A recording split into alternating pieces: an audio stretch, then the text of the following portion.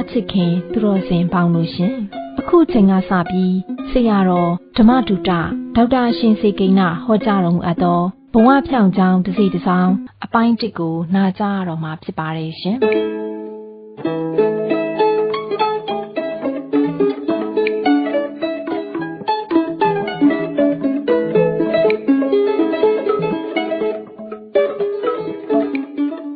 လူတိုင်းကလူဆိုတာကလည်းလူအမျိုးမျိုးစိတ်အထွေထွေလူမျိုးမရွေးဘာသာမရွေးနေရမရွေးများလိုက်တဲ့လူတွေအများကြီး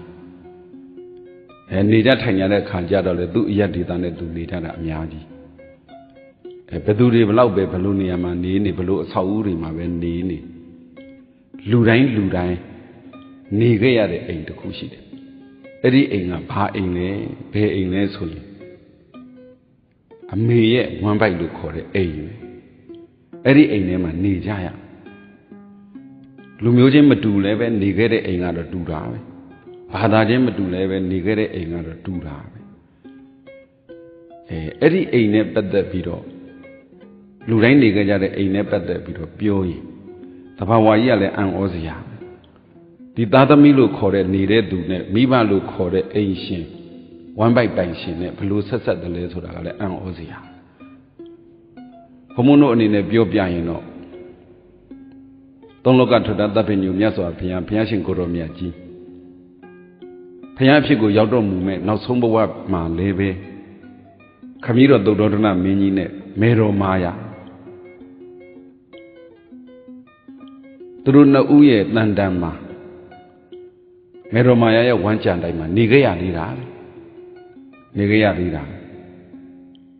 အဲ့ဒီနေပုံတွေနီးနဲ့ကိုနေပုံတွေနီးအများလူတွေနေပုံတွေနီးနဲ့တော့နေတာချင်းတော့တူတယ်နေပုံတွေနီးချင်းကွာစပြီးတော့ပြောရရင်တော့ဘုန်းတော်ကြီးမြတ်စွာဘုရား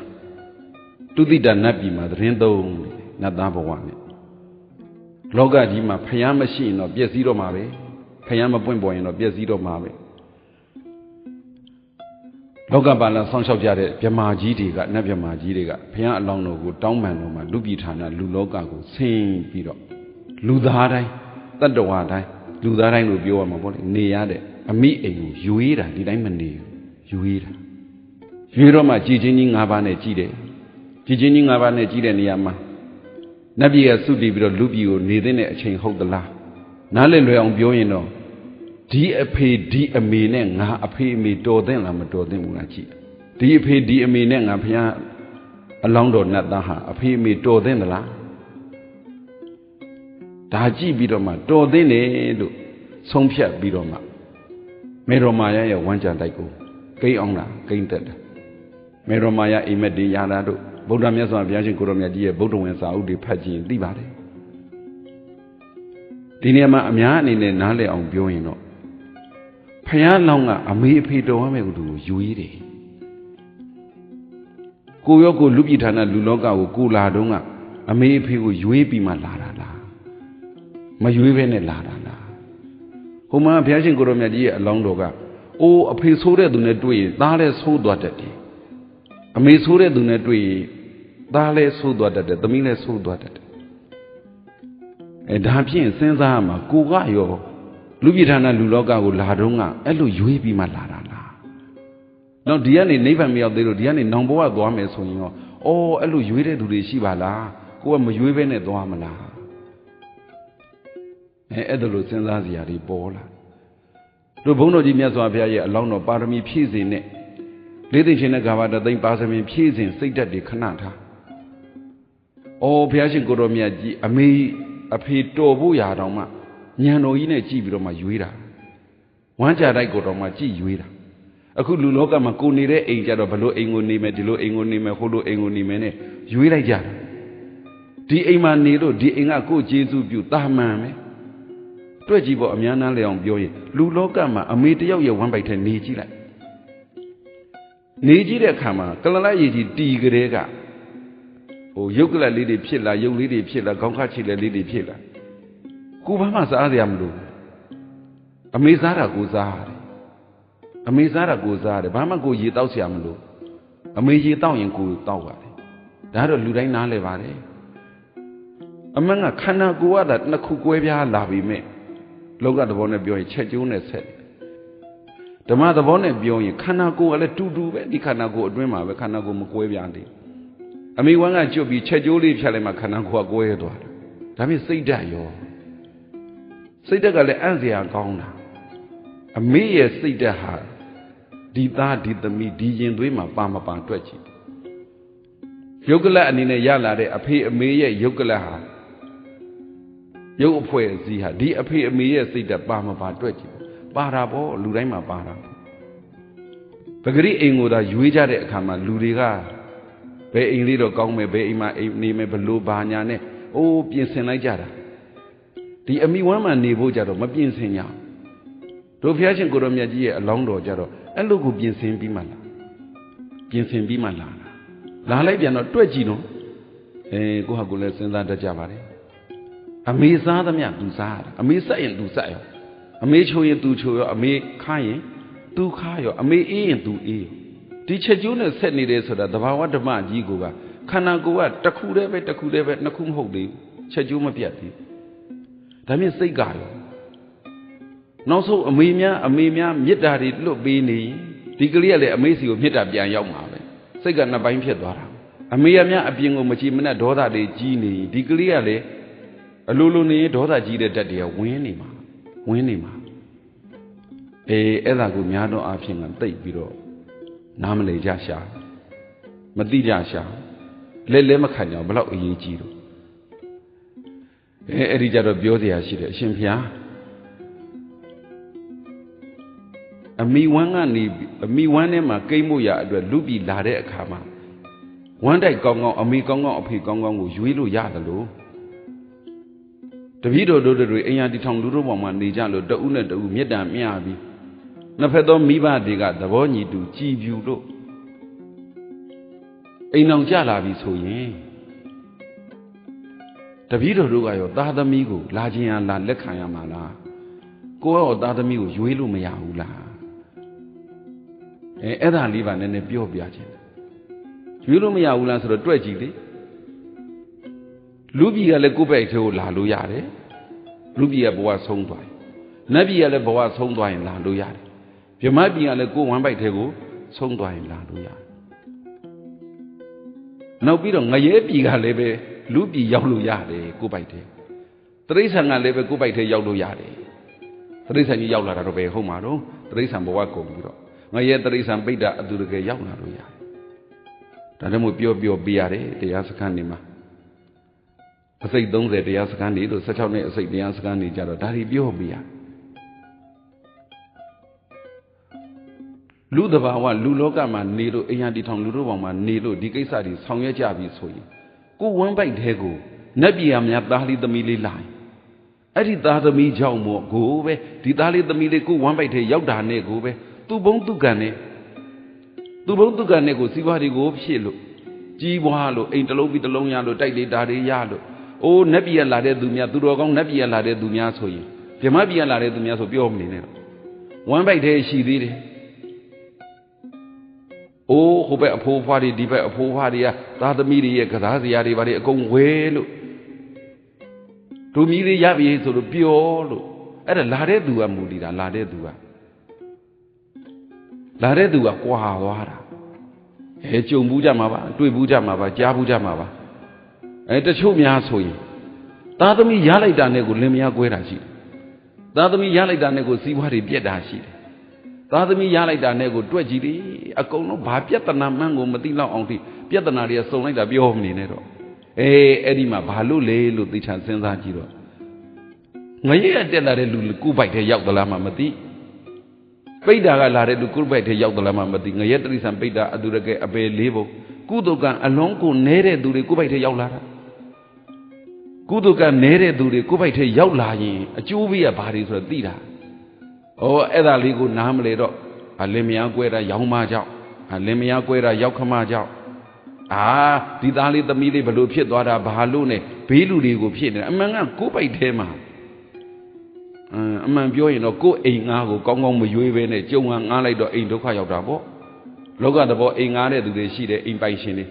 ကြုံတဲ့သူတွေကိုငါးလိုက်တော့ကြုံတယ်လို့ဒုက္ခရောက်ကုန်မကောင်းတဲ့ဟာ အဲ့တော့ကိုကသားသမီးယရနာကိုဝမ်းပိုက်ထဲမှာရောက်စေခြင်းပြီးနေစေခြင်းပြီးဆိုရင်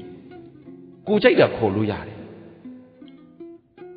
ဟိုသားသမီးကလည်းအမေအဖေကိုရွေးခွင့်ရွေးနိုင်လို့အခွင့်အလမ်းရှိတယ်လို့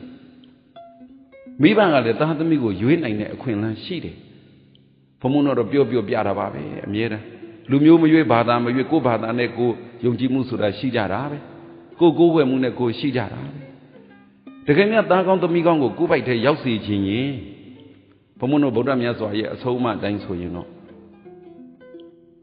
မင်္ဂလာဆောင်ပြီးကြတဲ့ကဥပုသ်ဆောင်ရပါလားရှင်ပါးသင်္ဃာတွေဆောက်တည်လို့အိုးစိတ်ဓာတ်ကောင်းနေမွေးလို့ဟိုအဖေလေဟိုဘက်မိဘလည်းချစ်ဒီဘက်မိဘလည်းချစ်လို့အိုးဒီအတိလေးများရှိသွားရင်ဘယ်တော့ကောင်းရှင်သမားသီလဆောက်တည်ရင်းနဲ့မှသူဟာသူသားသမီးလာပါသည်ဆိုတဲ့အပိုင်းကြတစ်ပိုင်းပေါ့ရှင်ပါးသီလစောင့်နေတဲ့ပုဂ္ဂိုလ်ရဲ့တန်တန်မှာအဲ့ဒီဝမ်းကြအိမ်ကိုငရဲတိရစ္ဆာန်ပိဋ္ဌအတူတကယ်အပေလေးပုံကဘသူကမှမလာနိုင်အခုဘုန်းတော်ကြီးမြတ်စွာဘုရားအလောင်းတော်တုတိတနတ်ပြည်ကလူပြည်ဆင်းတော့မယ်ဆိုတော့အမေကိုကြည့်တာအဲ့ဒါပါတယ်အဖေကိုကြည့်တာလည်းအဲ့ဒါပါတယ်အဲ့လိုကြည့်ပြီးတော့မှလာတာတကယ်လို့ကိုမိမိတို့ဓာတ်တွေဟို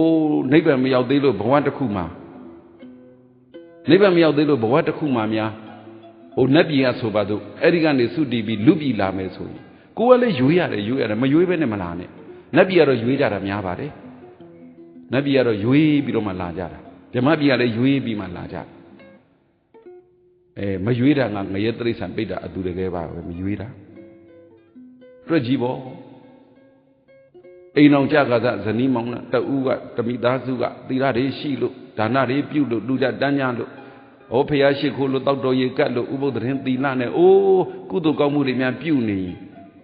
နတ်ပြည်ဌာနလာသဘောအမေတော်သဘောအဖေတော်အဲ့ဒါနဲ့ပဲကြီးပွားချမ်းသာကုန်ကြတာဒီအများကြီးအဲ့ဒါနဲ့ပဲကြီးပွားချမ်းသာကုန်ကြတာဒီအများကြီးခိုးဘက်ကတစ်ခါပြန်ကြည့်ပြန်တော့ကြည်စမ်းပိဋ္ဌာကနေလူဖြစ်တယ်ဆိုပါစို့ပိဋ္ဌာကဘွားကနေတစ်ခုခုကြောင့်မို့သူကပိဋ္ဌာဘွားကုံသွားပြီလူဘွားရောက်တော့မယ်ဆိုရင်အဖေအရက်တောက်နေလဲဂယုမဆိုင်ဘူးအမေချဲထိုးနေလဲဂယုမဆိုင်အမေအဖေဘာလုံနေအမေအဖေသမီးရောက်မှချင်းတက်လဲဂယုမဆိုင်ဘူးသူဘိုက်ထဲဝင်ရဖို့ပဲအရေးကြီးတာဟောအဲ့လိုပြီးကပြည့်ဝင်လာတဲ့ပိဋ္ဌာများကိုယ်ဘိုက်ထဲရောက်လာရင်တစ်သလုံးမကြည့်ပါတော့ဒီသားအတွက်ဒီသမီးအတွက်ကိုပူလိုက်ရမယ်ဖြစ်ချင်းဒါသားသမီးကိုရွေးပြီးလက်မခံတဲ့အပြစ်လို့ခေါ်မလားမသိဘူးအကျိုးဆက်လို့ပြောရင်ပိုကောင်းတော့အဲ့ဒါကိုသတိမထားကြဘူးအဲ့တော့မိမိတို့တွေမှာအဲ့ဒါလေးကိုနားလည်လာရင်ဘုရားရှင်ကိုရောမြတ်ကြီးမိန့်တော်မူခဲ့တဲ့အလောင်းတော်ဘဝကကြည်ချင်းကြီး၅ပါးတို့မိဘကိုရွေးတာတို့ကိုသဘောပေါက်ပြီးကိုလည်းပဲသားသမီးကိုရွေးလို့ရတယ်ကိုလည်းသားသမီးကိုရွေးလို့ရတယ်ဆိုဘယ်တော့ကောင်းလိုက်လဲကိုဘဝဟာအဲ့ဒါလေးပြောပြကြည့်တော့ဒီ16နှစ်အစိတ်ပြောရတာအဆင်ပြေတာပေါ့အစိတ်35ပြောရတာအဆင်ပြေတာပေါ့အဲ့ဒါတချို့ကလာပြောတယ်အရှင်ဘုရားတဲ့ဒီတရားမျိုးဘာလို့အစိုးရတုန်းကမဟောတာတုန်းနဲ့သူ့အသက်ကဘယ်လောက်ရှိတုန်းဆို60ကျော်နေဘယ်လိုလုပ်အမှန်ကဒီအသီလေးတာအစိုးကြီးကလေးကသိသွားရင်သိလို့အသုံးချသွားရင်အသုံးချတဲ့သူတွေဘယ်လောက်ကျေးဇူးများတော့အသုံးချတဲ့သူတွေဘယ်လောက်အကျိုးရှိတော့ဗုဒ္ဓဘာသာဝင်သူတော်စင်တွေရဲ့ဘုရားရှင်ကိုတော်မြတ်ကြီးရဲ့အဆုံးအမကိုသိလို့လိုက်နာကျင့်ကြံရင်အလွန်ကျေးဇူးများပါတယ်အလွန်အသုံးကြပါတယ်အလွန်အသုံးဝင်ပါတယ်ကိုယ့်အတွက်လည်းကောင်းတယ်ကိုယ့်မိသားစုလည်းကောင်းတယ်ကိုယ့်လူမျိုးတွေကြီးပဲနေကြည့်လိုက်ကြသမှာကွယ်လောကသဘောနဲ့လည်းပဲကိုချင်းသီလတွေပြည့်စုံလို့လောကသဘောနဲ့လည်းပေးကြကြွေးကြတဦးနဲ့တဦးမေတ္တာတွေထားလို့ဓမ္မသဘောနဲ့ကြတော့လေကိုဝမ်းကြတိုက်တဲ့ကိုအိမ်ငားလာတာကသူတော်ကောင်းတွေလာတာအဲ့ဒီသူတော်ကောင်းတွေရဲ့အကျိုးပေးတွေဟာဘယ်လောက်များလိုက်မလဲတွက်ကြည့်အဲ့ဒါလေမိဘနဲ့သားသမီးဆိုတာဆက်သွယ်နေတယ်ဆိုတာအဲ့ဒါမိဘဘက်ကစိတ်ဓာတ်တွေကောင်းရင်သားသမီးစီစိတ်ဓာတ်ကောင်းနေဝမ်းတိုက်ထဲရောက်သွားတယ်ဝမ်းကြတိုက်ထဲရောက်လာတဲ့သားသမီးစိတ်ဓာတ်ကောင်းရင်လည်းမိဘကစိတ်ဓာတ်တွေပြန်ကောင်းလာတယ်ကြားဘူးမှာပေါ့ချင်းချင်းတက်တယ်ဆိုတာကြားဘူးတာကိုပြောလို့ရှိရင်ဟိုးအဇာတတမင်းကြီးဖြစ်လာတဲ့သူအဇာတတမင်းသားဟိုကလေးဘဝကအမိဝမ်းထဲမှာရောက်လာကြတဲ့ကိုကအဇာတတတ္ထုဆိုတာမမွေးခင်ကလေးကအဖေရဲ့ရန်သူမို့လို့အဇာတတတ္ထုလို့ခေါ်တယ်အဲ့ဒီသူ့စိတ်ဓာတ်ကအမေကိုတိုးပြီးတော့ချင်းချင်းတက်ပြီးကဲလက်မောင်းသွေးဖောက်တောက်ချင်တာတဲ့ ခင်မုန်းယောက်ျားဖြစ်တဲ့ဗိမိတာရမင်းကြီးဒီကလေးရဲ့အဖေဖြစ်တဲ့ဗိမိတာရမင်းကြီးရဲ့လက်မောင်းသွေးဖောက်တောက်ချင်တာလေအဲ့ဒါကိုဝမ်းကြတိုက်ထဲရောက်တဲ့သူရဲ့စိတ်ဓာတ်ကိုမိဘသိတယ်အမေသိတယ်ဘေးလူတွေသိတယ်အဲ့ဒါကြောင့်မို့အဲ့လိုဟာမျိုးဘာလို့ပေးဝင်ခံမှာလဲတချို့ကြတော့လေကြည့်ပါလားဝမ်းကြတိုက်ထဲရောက်လာလိုက်တာနဲ့လေအိုးလူချင်းတန်းကျင်လိုက်တာဟိုပဏိတသာမဏေရဲ့အမေတို့ဆိုရင်ဘာပြောအိုးလူချင်းတန်းကျင်လိုက်ကြအရှင်သာရိပုတ္တအမှုရှိတဲ့တန်ဃာတော်900ကိုဆုံးကုန်းနေတဲ့လူတန်းတို့ခဏနုစွမ်းတဲ့လူတန်းတို့ဒါကရှိဘုရားရှင်ကိုတော်မြတ်ကြီးလက်ထက်ကအကြောင်းအခုခေတ်မှလည်းအိုးဝမ်းပိတ်ထဲမှာသားလေးရောက်လာသမီးလေးရောက်လာအရင်စိတ်ဆိုးမျိုးကိုမရှိတော့ဘူးအရင်စိတ်ဓာတ်ဆိုးမျိုးကိုမရှိတော့စိတ်ဓာတ်တွေကောင်းသွားလိုက်ကြတာမလူဘူးလေလူချင်းနေတယ်ဘုရားတွေသွားဖူးချင်းနေတယ်အိုးဘုရားတောက်တော်ရေကတ်ချင်းနဲ့ကုသိုလ်တွေလုပ်ချင်နေလိုက်ကြတာအဲ့ဒါကြောင့်မို့ပြောပြချင်တာကမိဘနဲ့သားသမီးလောကကြီးမှာသားသမီးသာမရှိရင်နေရမယ်မိဘတော့ရှိတယ်လောကကြီးမှာလူသားတိုင်းဟာအိမ်မျိုးစုံမှာနေရပေမဲ့လို့လူတိုင်းမလွတ်တမ်းနေကြရတာကအမေရဲ့ဝမ်းကြတိုက်အိမ်အဲ့ဒီအိမ်ထဲမှာမနေခင်ကရဲ့နေတုံးရဲ့အဲ့ဒါလေးကိုသဘောပေါက်ရင်အမေဖြစ်မဲ့ပုဂ္ဂိုလ်တွေအဖေဖြစ်မဲ့ပုဂ္ဂိုလ်တွေကလည်းသားသမီးကိုကြိုက်တယ်လို့ရွေးယူလို့ရတယ်အဖေအမေကိုလည်းပဲသားသမီးဖြစ်လို့တဲ့ပုဂ္ဂိုလ်တွေကအဖေအမေကိုလည်းကြိုက်တယ်လို့ရွေးယူလို့ရတယ်အဲ့ဒီအတိလေးသာရှိသွားရင်ဒီမိသားစုရဲ့သားသမီးအစဒီမိသားစုရဲ့ဘဝအစဘလောက်ထိလောကကြီးမှာအစဉ်ပြေတိုးတက်အောင်မြင်အောင်ကြိုတင်စီမံလို့ရတယ်အဲ့ဒါတွေကိုနားလည်ပြီးမြအဲ့ဒီစိတ်ဓာတ်တွေနဲ့များနေနိုင်ရင်လူမျိုးနဲ့မဆိုင်ဘူးနော်ဘာသာနဲ့မဆိုင်ဘူးကိုယ်ဘာသာနဲ့ကိုကောင်းတာကိုလုပ်ခွင့်ရှိတာပဲကိုယူဆချက်နဲ့ကိုပဲလူမျိုးမရွေးဘာသာမရွေးမိသားစုတွေအားလုံးကောင်းရင်ရက်ွက်တွေအားလုံးကောင်းပြီးတော့တနိုင်ငံလုံးတစ်ကမ္ဘာလုံးတစ်လောကလုံးကောင်းနေအဲ့လိုကောင်းကျိုးချမ်းသာတွေရအောင်ထိဗုဒ္ဓမြတ်စွာရဲ့စာပေတွေကဆုံးမထားပါတယ်ပြောပေးထားပါတယ်အဲ့ဒါလိုနားလေပြီးတော့များကြင်ကြံကြိုးကုပ်အားထုတ်ကြရင်လူတိုင်းကောင်းကျိုးချမ်းသာတွေရနိုင်တယ်ရကြပါစေကုန်သတည်း